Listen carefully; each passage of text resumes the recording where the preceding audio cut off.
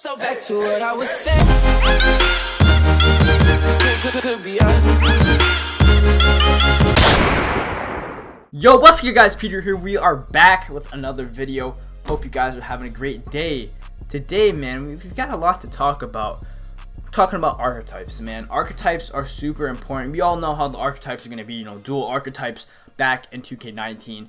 But a lot of people still don't know what player build to make, and that's why I wanted to make this video for you guys. I know a lot of you guys don't know what you're gonna make because all the overpowered builds in 2K18 aren't necessarily gonna be the best in 2K19 because they're making so many gameplay changes. And your player build is important. Like, they're already charging $100 for you to get the game. Well, if you're gonna get the 20th anniversary edition, if you're gonna get it like basically when everybody else is getting it, you gotta pay $100. Like, that's enough. So the fact that you gotta pay like 50 more just to make your first player and upgrade him, which I literally hate about the game, I don't know why that's in the game. I feel like you should have more than one chance. Like, it's so crucial. You get one chance because you get that one, I guess, VC pack, like 200k VC, whatever it is, to upgrade your player. And you can't really decide if your player is good or if you like your player until after you upgrade him. Not only that, after you get like the badges and stuff. So like, you really only get one chance, especially to start off the year. This is going to be how to make the best archetype in NBA 2K19. If you haven't already, make sure to drop a like down below. As always, we're trying to hit 500 likes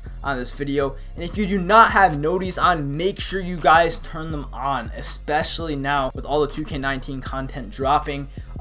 Honestly, just check, like, as you're watching this video, go down, check. It should look like how it is over there. Anyway, without wasting any more time, guys, let's get right into the video. So before I go through all the archetypes, before I basically break down everything, couple things. One, I'm not going to be talking about the whole takeover system in this video because I already talked about that in another video. If you haven't checked that out, you can check that out before this because, I mean, that's important as well. And then second, there's some minor things that apply to all the archetypes that you guys probably want to know before you even decide on a specific archetype, and those have to do with like the whole gameplay. One of the minor ones that could have a big change is when all the people, YouTubers, whatever, went to the event to play 2K19 early. A lot of them were saying that they wanted the game to be faster because 2K18, let's face it, it was like, oof, man, that game is slow. Like, it was like molasses, man. Like, the game was slow, and the devs said that they were actually going to speed up 2K19 at least just a little bit. I don't expect it to be like super fast or anything, but that could have a huge impact because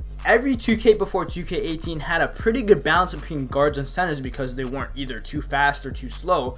But since 2K18 was so slow, it was dominated by centers. Like, everybody on twos, at least, I'm not going to say everybody, but so many people on twos running two centers, so many people on threes running two centers because they were so overpowered. The top three most overpowered builds in 2K18 were all centers because of how slow and paced the game was. Like, it didn't matter that they were slow because the game was already super slow. And this video isn't going to be just about a specific build because I think everybody should make what they want to. The whole point of archetypes is to be balanced so everybody can kind of play differently. If everybody makes the same archetype, everybody has to play the same way, and the game gets kind of boring, at least with players being that limited. Now, obviously, I can't go through every double archetype, so I'm going to go through, like, I guess them as single archetypes. But say you're gonna make a playmaker primary and like a shot creator secondary, you're gonna consider that a playmaker, right? You're gonna play more like a playmaker because he's the primary. So just think about that because, like I said, I can't obviously go through anything, so gotta start off with the playmakers. Out of all the archetypes, I've barely heard anything about playmakers. Like, there's been some stuff about the dribbling,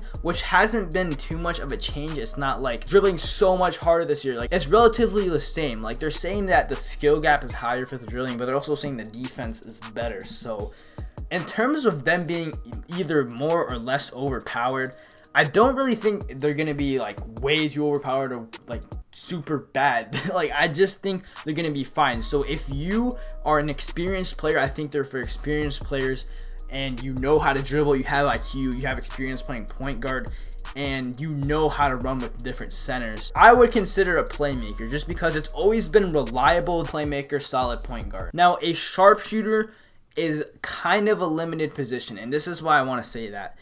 A sharpshooter obviously can't dribble very well. Let's just assume that there's not going to be an animation glitch. So sharpshooters can't dribble the best. And if you're going to make one, you're only really going to be able to play threes with him because you can't dribble like a guard enough to be a guard on twos. And you're not obviously tall enough or heavy enough to be a center.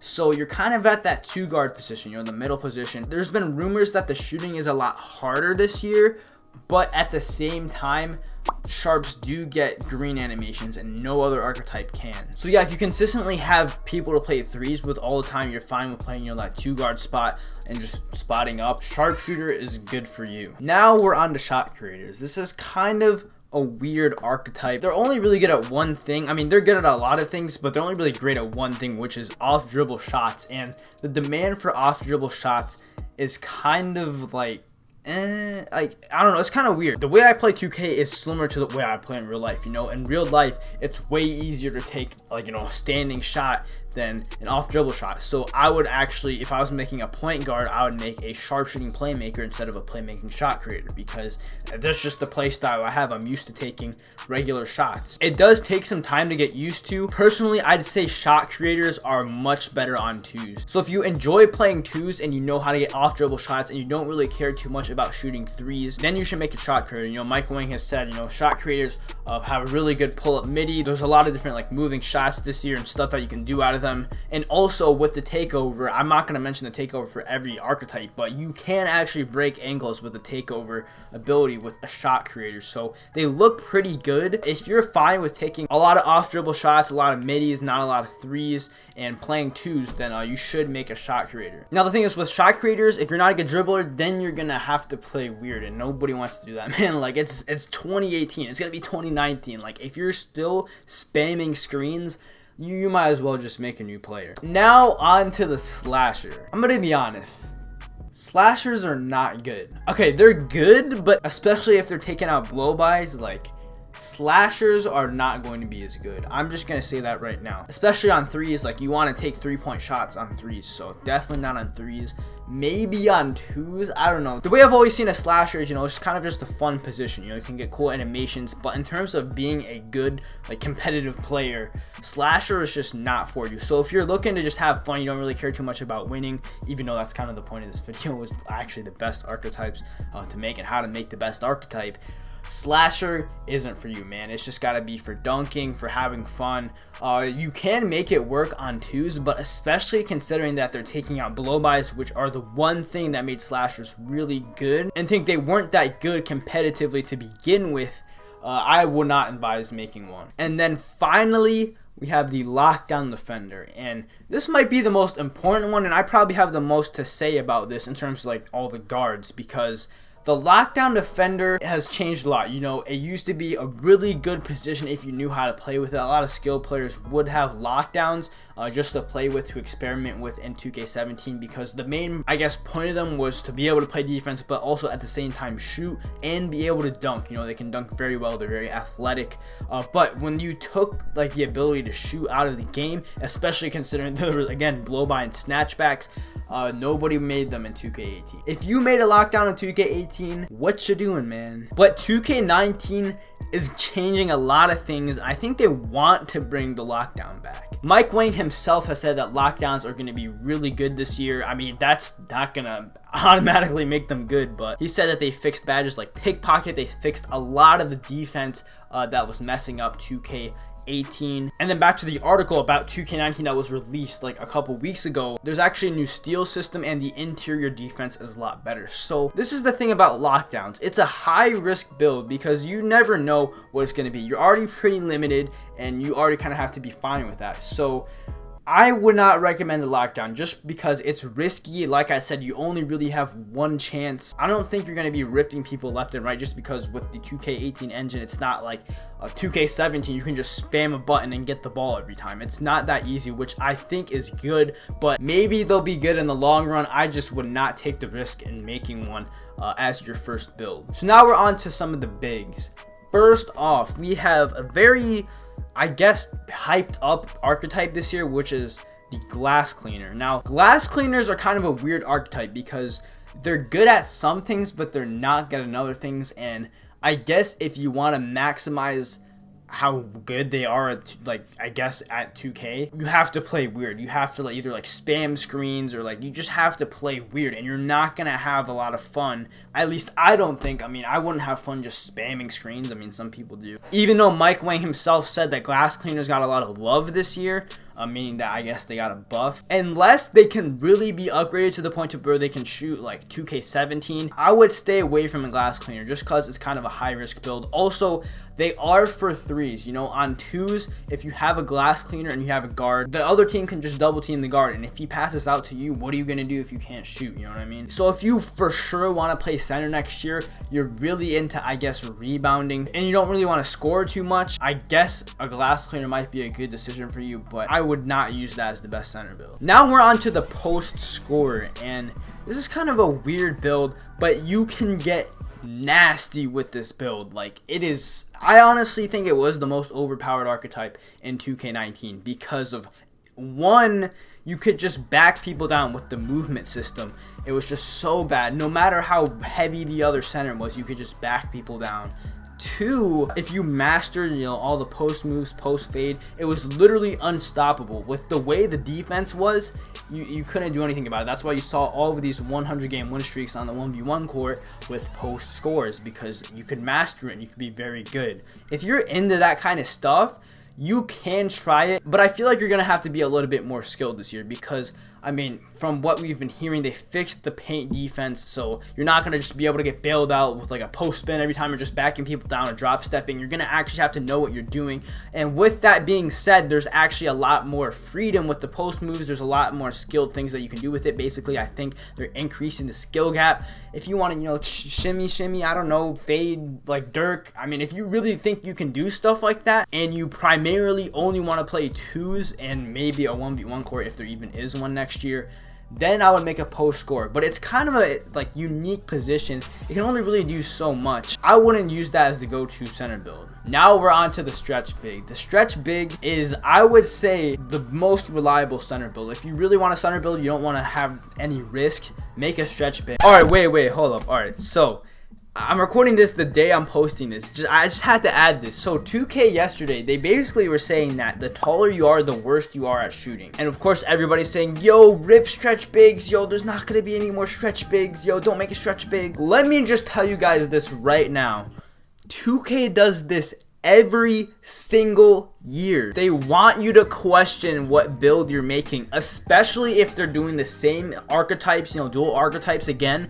Of course they're gonna say they changed a bunch, because they don't want you making the same exact player build. They want you to experiment and make a bunch of them and spend that money. So yeah, maybe the attributes are gonna be a little bit lower for, you know, 7-3 stretch big, but they also said that you can shoot over people again. That's why they were so overpowered in 2K18. Alright, let's get back into it. Every single 2K, a center that can shoot in 2K15, outside centers in 2K16, stretch bigs in 2K17. I mean, they've all been very good builds. One of the reasons is because they can pretty much play with anybody. They're great twos players. That's the go-to center build on twos, because the guard has to play perfect defense on his man. If he doesn't, then either you've got to help and the stretch big has a wide open shot, or you can't and the, I guess, guard has a wide open shot or a dunk. So if you're a center and you like playing twos, stretch big automatically. Also, the way you can build stretch bigs makes them a lot faster than other players. They did take out heavily contested greens. So if you're one of those stretch bigs, if you made one of those in 2K18 and you just jacked up contested threes and you're expecting to do that next year, nah, bro. If you really want to have, you know, shot IQ, if you really want to take it seriously, then you should make one. In terms of threes, stretch bigs can also be pretty good on threes. I like them on twos better, just because if you play like really competitive threes like stage and you have a guard that ISOs with like a stretch, they're just gonna give the guard the two every time. But if you want to make a center next year, you like shooting, you like twos, you want to be versatile, you want to have IQ, and you want to play with good guards, I would make a stretch big, because a lot of guards, I mean, I'm going to play with stretch bigs next year. That's just my personal preference, because the way, I mean, I'm going to play twos a lot next year. That's just how it is, man. You got to have stretch bigs. Athletic finishers. These are kind of weird. I don't know how these are going to do next year. I honestly would not recommend making one, just because they're a very high risk build. The reason why they were so overpowered in 2K18 was just because of how bad the defense was, and how bad the movement system was, and how bad the paint defense was. Because what an athletic finisher would do was literally just back you down and then throw up a contested layup. It's really not hard. I did that, like, if I wanted to, I could have done that every time I slashing rebound, or whenever I really needed a bucket. I would honestly just do that because of how bad the game was. And he's a slashing rebounder, you know, he has slashing as secondary. it's a lot different. Other than that, there's not really a big use for athletic finishers. They're not really good on twos. The best center build on twos is by far a stretch big, and if you want to play with a post scorer and you're really good with him, talking about you can really ISO and score, you can kind of play him like a point guard and have him ISO and then play with maybe a sharpshooter that can just spot up, so the other team is either forced to double team or you can just score 1v1 every time. But that's a lot different. Athletic finishers don't really fit in there, you know. Also on threes, I mean, they can only really get twos, so I don't really know where they fit. I wouldn't make one, you know. It's too high of a risk. If they turn out being overpowered, they're not hard to make, man. They're not hard to make. Finally, we have the paint protector. Don't even bother, man. Do not bother. I'm saying there's never been a year where a paint protector has been good. It's just, what can they do? You know what I mean? Like, it's not good. Do I have to say any more? I'm sorry if you're a paint protector. I'm just saying, man. You know, people get mad. Oh, well, I have a paint protector and no. They're completely useless. There's nothing they can do. Unless everybody starts using post scores, like, there really is no use for them. But that's pretty much it. You know, that's all of the archetypes that we have in NBA 2K19. I hope I broke it down for you guys, you know, went through every one, and I hope I helped you guys make a decision. Obviously, you don't know completely everything yet. Thank you guys for watching. Hopefully, you guys enjoyed. Let me know what you guys think you're gonna make after this, and if you have any questions, you guys all know I read all my comments. I reply to a bunch, so if you have any questions, you need some advice on what to make, man, I got you in the comment section below. Again, make sure you guys drop a like down below. We're trying to hit those 500 likes, and if you are new to the channel, make sure you guys subscribe and turn on noties. We're on that 80K grind, and I'll talk to you guys in the next one.